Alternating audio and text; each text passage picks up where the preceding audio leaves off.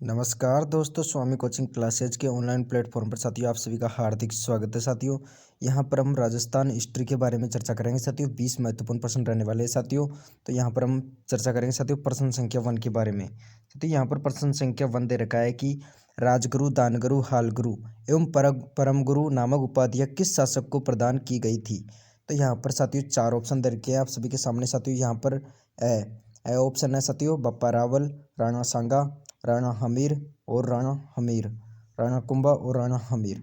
तो यहाँ पर हमारा राइट ऑप्शन हो जाएगा साथियों राणा कुंभा द्वारा साथियों राजगुरु, दानगुरु, हालगुरु, परम गुरु की नामक उपाधियाँ किस शासक को प्रदान की गई थी। तो यहाँ पर हमारा सी ऑप्शन राइट हो जाएगा साथियों, राणा कुंभा को दी गई थी।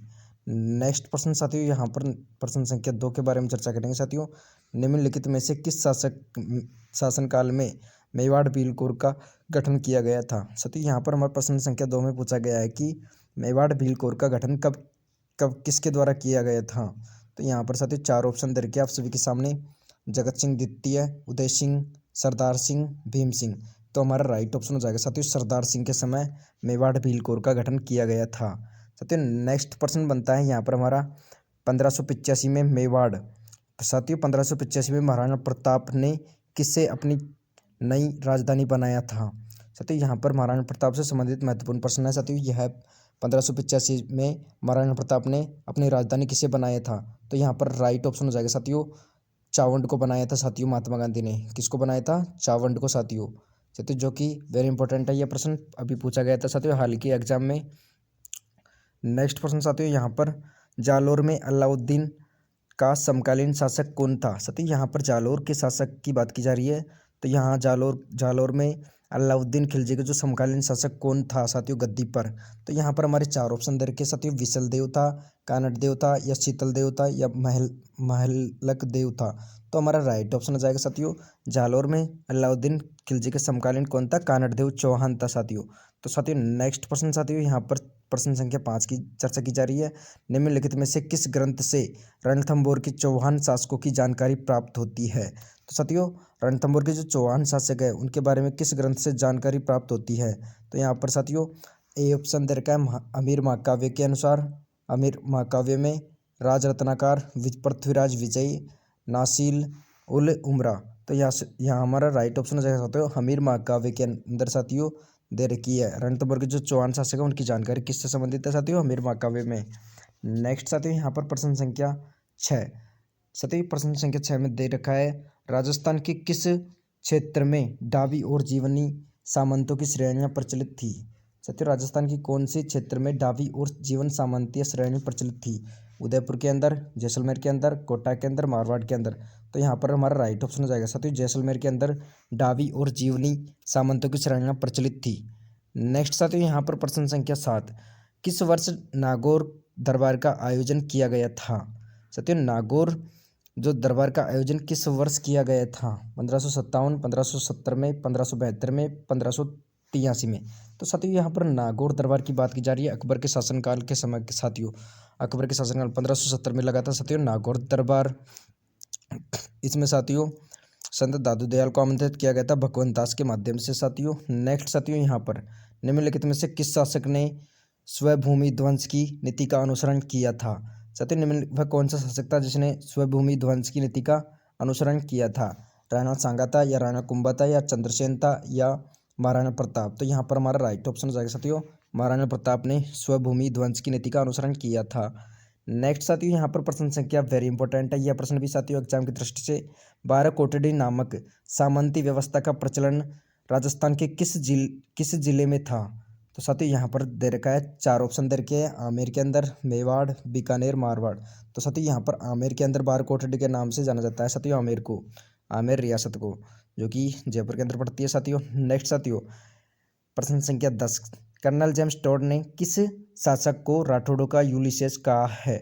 साथियों राठौड़ों का यूलिसेस किस शासक को कहा है। तो यहाँ पर महाराणा अजीत सिंह, जसवंत सिंह, वीर दुर्गादास राठौड़, राव चंद्रसेन। तो साथियों यहाँ पर वीर दुर्गादास को कहा है राठौड़ों का यूलिसेस।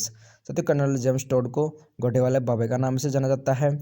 नेक्स्ट साथियों यहाँ पर प्रश्न संख्या 11 की चर्चा की जा रही है। नेक्स्ट प्रश्न हमारा रहने वाला है साथियों यहाँ पर प्रश्न संख्या 11। यहाँ पर साथियों प्रश्न संख्या 11 में दे रखा है कौन राजस्थान में रोटी रानी के नाम से प्रसिद्ध हुई।